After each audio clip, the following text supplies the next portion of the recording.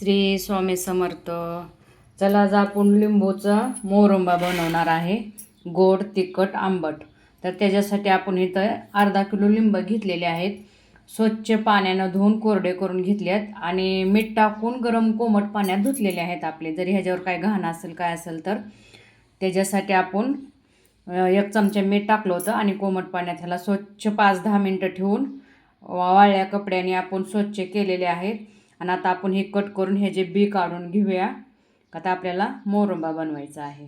आता आपल्या स्वच्छ करून झालेले आहेत.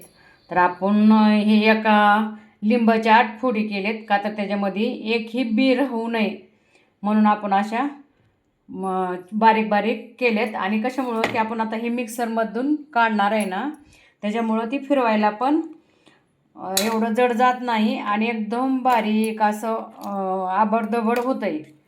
त्याच्यामुळं आपण तसं करायचं. असं लय पण बारीक नाही आणि लय पण असं मोठं ठेवायचं नाही. का तर असे बारीक बारीक फोडे केले की पटकीनं होऊन जातं आहे. तर आता आपण हे मिक्सरमधून काढून घेऊया.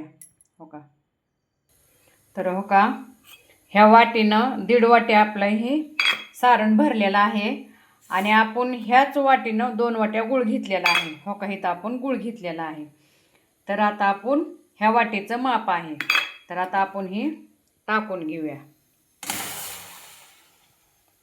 ह्याच्यामध्ये टाकून घेऊया आणि हे गूळ पण आता आपण टाकून घेऊया ह्याच्यामध्ये. का तर पाण्याचा बिलकुल वापर झाला नाही पाहिजे कुठंच. म्हणजे हे आपलं लोणचं नाही, आपला मोरंबा 1 वर्षभर जरी राहिला तरी ह्याला काही खराब होत नाही, काय नाही. म्हणून तुम्ही पाण्यापासून असं पाण्याचं कुठंच हातबोट लागून देऊ नका.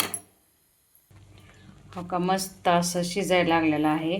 आपण असं हाताला असं चिटकलं ना मग ते आपण बंद करणार आहे. आणि आपण हे गूळ चाकूने कट करून घेतलेला आहे. का तर त्यात काय खडं हे असले तर आपल्याला दिसतील म्हणून चाकूनं कट केलेला आहे. आणि चाकूनं असं सोपं पण होतं आहे ना, असं किसून किंवा कट करून घेतला की आपल्याला जास्त ताण पण होत नाही. तर आता आपण थोडं 1 चमचा पोहे खायचं मीठ टाकून घेऊया. हो का, असं मस्त शिजलेलं आहे. आणि लिंब कधी पण मोरंबा किंवा लिंबाचं लोणचं किंवा आंबट गोड लोणचं बनवायला ना पातळ कातड्याची लिंब वापरायचे म्हणजे चांगलं असतं आहे. मग आता आपण काढून घेतलेलं आहे आणि ह्याच्यामध्ये काश्मीरी लाल मिरची आहे, आपली घरगुती घरी काढलेली लाल मिरची आहे. आणि इथं खडा मसाल्याचा आपण घरी बनवलेला खडा मसाला, त्याचा मसाला पावडर घेतलेली आहे. आता आपण टाकून घेऊया. जरा हे कोमट आहे, कोमटमध्येच टाकायचे आणि ह्याचा एकजीव करून घ्यायचा असं मस्तपैकी. हो का, आता आपला आंबट गोड तिखट आपला मस्त लिंबाचा मोरंबा तयार झालेला आहे. मिरची आणि लिंबापासून पण लोणचं बनवलेलं, त्याचा ब्लॉग टाकलेला आहे. आणि आपण आंबट गोड तिखट त्याचंही लोणचं बनवलं होतं, त्याचाही आपण ब्लॉग टाकलेला आहे, तुम्ही बघू शकता.